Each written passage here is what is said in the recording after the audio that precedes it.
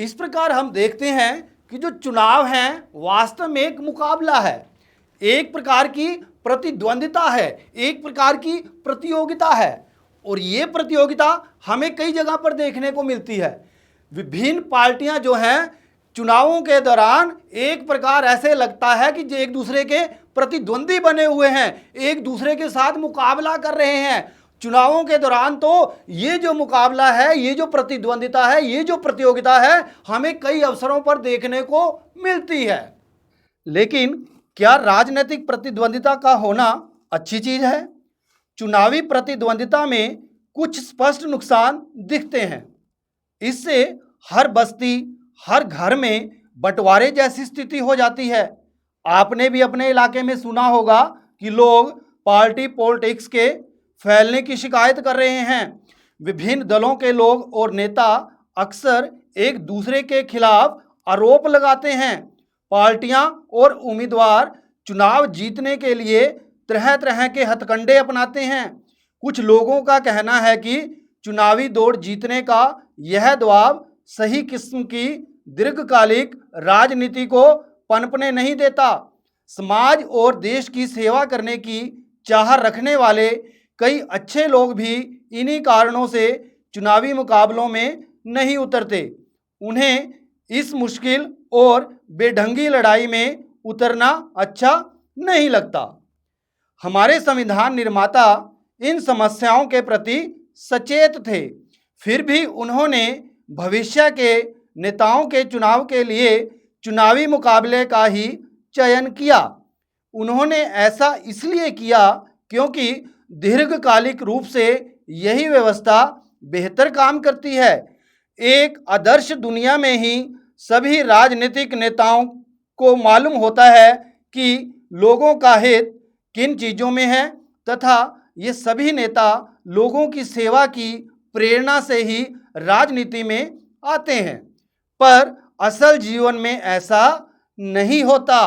दुनिया भर के सभी नेताओं को अन्य पेशों के लोगों के समान आगे बढ़ने की, अपना कैरियर बनाने की चिंता होती है।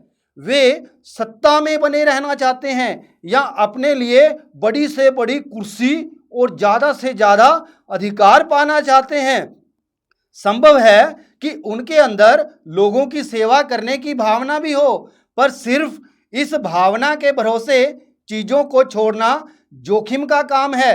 यह भी संभव है कि उनके अंदर लोगों की मदद करने की भावना हो, पर उन्हें यह मालूम ना हो कि यह काम कैसे किया जा सकता है। या यह भी हो सकता है कि उनके मन में जो विचार हों उनका लोगों की ज़रूरत या स्थानीय स्थितियों से मेल ही ना बैठे। ऐसे में हम इन वास्तविकताओं का सामना कैसे कर सकते हैं? एक तरीका तो राजनेताओं के ज्ञान और चरित्र में बदलाव और सुधार लाने का है। दूसरा और ज़्यादा व्यवहारिक तरीका यह है कि हम ऐसी व्यवस्था बनाएं जिससे लोगों की सेवा करने वाले राजनेताओं को पुरस्कार मिले और ऐसा ना करने वालों को दंड मिले। इस पुरस्कार या दंड का फैसला कौन करता है? इसका सीधा सा जवाब है कि लोग करते हैं। चुनावी प्रतिद्वंदिता का यही अर्थ है। नियमित चुनावी मुकाबले का लाभ राजनीतिक दलों और नेताओं को मिलता है। वे जानते हैं कि अगर उन्होंने लोगों की इच्छा के अनुसार मुद्दों को उठाया तो उनकी लोकप्रियता बढ़ेगी और अगले चुनाव में उनकी जीत की संभावना भी बढ़ जाएगी।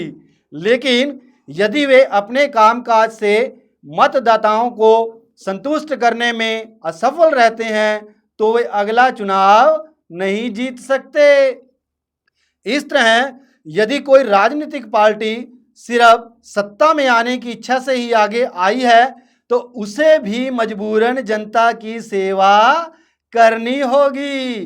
कुछ इसी ढंग से बाजार काम करता है।